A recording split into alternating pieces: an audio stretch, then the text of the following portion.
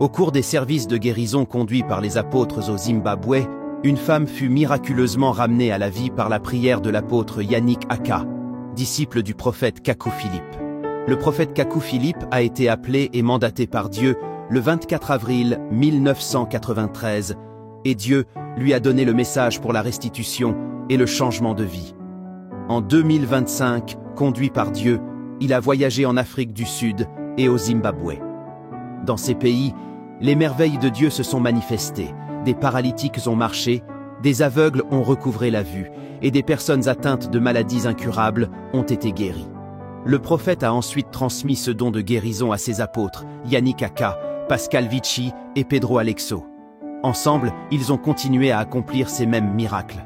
Au mois de juillet 2025, ces trois apôtres étaient de nouveau au Zimbabwe, et de nombreux miracles se sont produits. Aujourd'hui, le prophète Kaku Philippe affirme qu'il est prêt à consacrer et à mandater toute personne sincère afin qu'elle puisse accomplir des miracles par la puissance du Seigneur Jésus-Christ.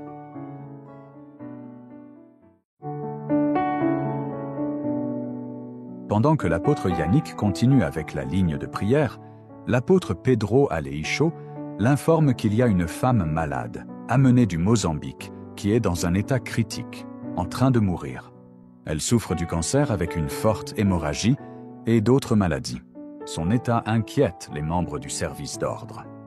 La raison de ces cas dans les services de guérison est que, souvent, les parents enlèvent leurs malades de l'hôpital et les amènent au service de guérison sans une assistance médicale. Elle est mourante avec du sang au sol, comme à Acacia Hall à Pretoria. L'homme qui l'a envoyée hoche la tête en signe de désespoir. L'apôtre Yannick Aka arrête avec la ligne de prière et va aussitôt prier pour la femme, puis retourne à la ligne de prière. Dès la fin du service de guérison, l'apôtre Yannick a aussitôt téléphoné à la femme emmenée à l'hôpital. Elle n'avait pas encore reçu de traitement à l'hôpital, mais allait déjà mieux. Elle demandait à être ramenée au service de guérison, car le saignement continuait. Mais le service de guérison étant fini, l'apôtre Yannick l'a exhortée à garder la foi et a promis de la rappeler le lendemain matin. Le lendemain matin, 27 juillet 2025, l'apôtre Yannick téléphone à la femme. Le saignement continue. Elle va toujours mal. L'apôtre Pedro explique à l'apôtre Yannick, sur la base d'une révélation, pourquoi la femme souffre du cancer. C'est le résultat d'un péché. L'apôtre Yannick parle avec la femme. Elle reconnaît le péché et implore la pitié de Dieu. L'apôtre Yannick prie pour la deuxième fois pour elle. Cette fois-ci, le saignement s'est arrêté, alors qu'elle saignait depuis 7 ans, malgré les soins médicaux. Elle est sortie de l'hôpital et se porte très bien. Nous avons reçu de merveilleuses vidéos d'elle en train de faire la cuisine.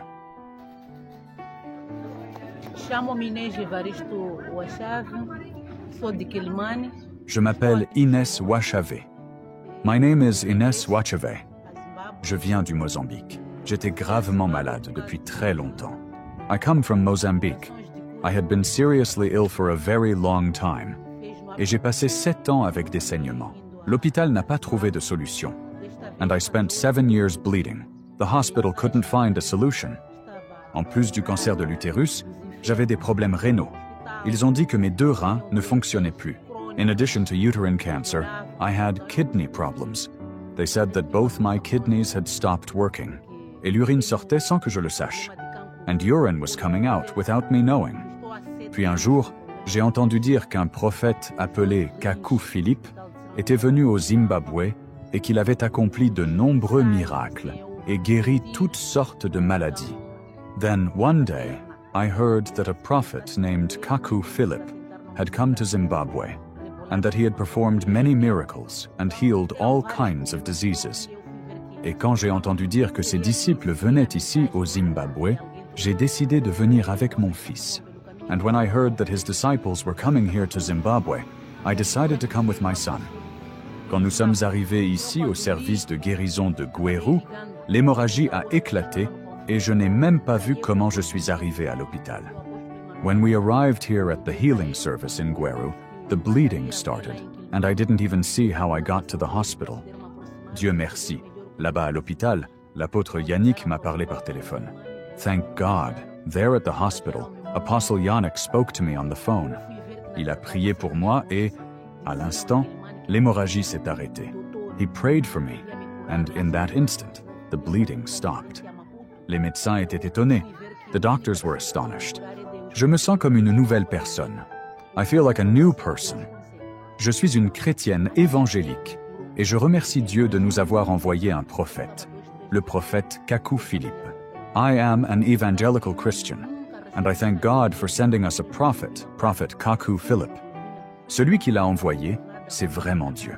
C'est pourquoi j'ai survécu à ces 7 années d'hémorragie. It was truly God who sent him.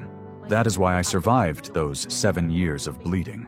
La façon dont elle s'est terminée, cela ressemble à cette histoire que j'ai toujours lue dans la Bible. The way it ended is like the story I always read in the Bible. La femme à la perte de sang. The woman losing blood. Amen.